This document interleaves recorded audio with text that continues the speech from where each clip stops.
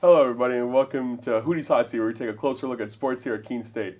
I'm your host, JJ Leblanc, joined here by men's basketball captain, sharpshooter, and LEC champion, Spencer Aronson. Spencer, how are we doing today? What's going on? Good, how are you? Thanks for having me. Oh, fantastic, thank you for being here. So, you come from a very basketball-oriented family.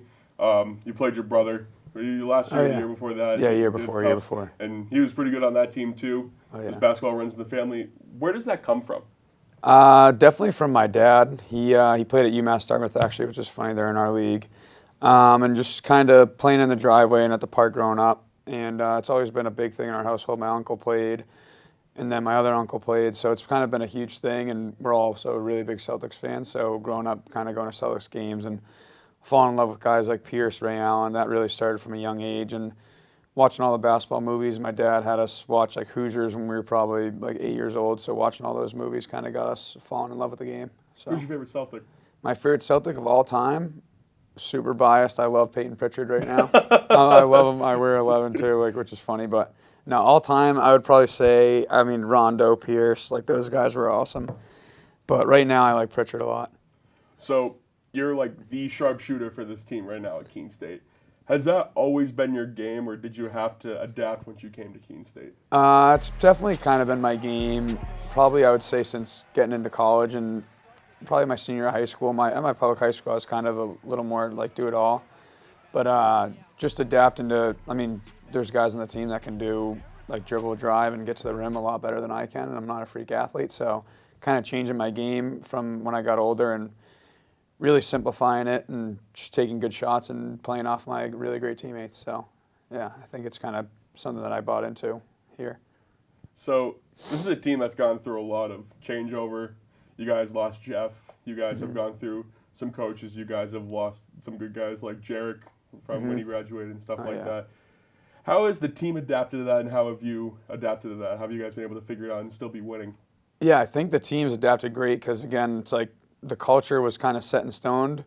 When I got here, it was already kind of set in stone, and they kind of just brought me in. And again, no matter who's on our team, it's always going to be like Keene State basketball, I feel like. And just being able to have some of the guys that kind of started it with Mace, Nate, Octavio, who have been here the longest, to just kind of have those conversations in the locker room about like what we did that's worked successfully for us and then what hasn't worked great for us, and kind of being able to learn from it and carry on what was working beforehand. So I think that, yeah. What's this team's ceiling for this year? How far do you think you guys can go farther?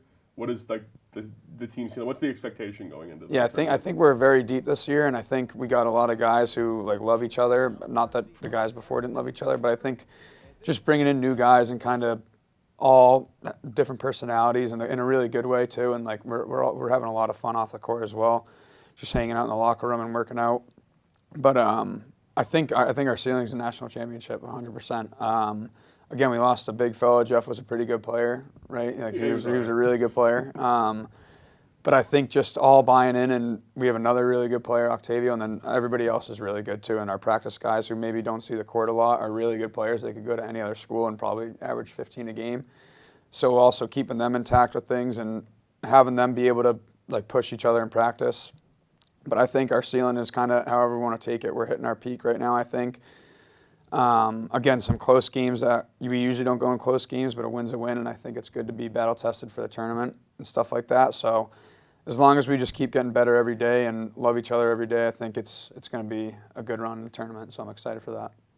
Are there guys this year that have surprised you with the way that they're playing this year, just from seeing them work hard, or is it just kind of natural progression? Yeah, I think just natural progression. I mean, there's a lot of the transfers have been awesome for us, and then a lot of the younger guys have taken big strides, like that were freshmen last year, both on the basketball court and off the court, just maturing wise, which is like that's my favorite part about it, is seeing guys grow up, because I know how much I've grown up from the game of basketball since coming here too. So that's kind of like the best part about it. And yeah, I mean, everybody's kind of just like surprised me. Everybody's working hard, and it's been great.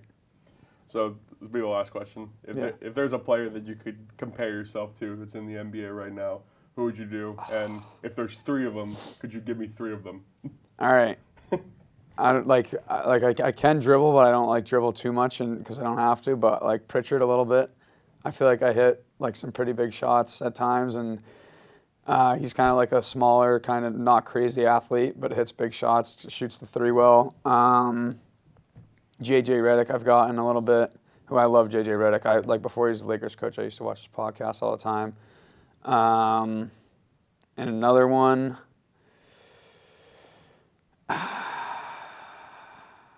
You wouldn't say Trey? Trae Young? No, he's a crazy passer, and he has the ball on a string. The other one, like maybe Clay. Again, I'm not 6'7", but I guess kind of similar shots that we take, so I'd say Clay probably. Yeah. That's pretty good. Yeah, I mean, I'll take that, yeah. All right, well, thank you for All right, joining man. us. Thank you very much for having me. Appreciate it. No problem. Right. Join us back here next week when we have our next athlete on Hootie'S Hot Seat. I'm your host, JJ Leblanc. Thank you for joining us.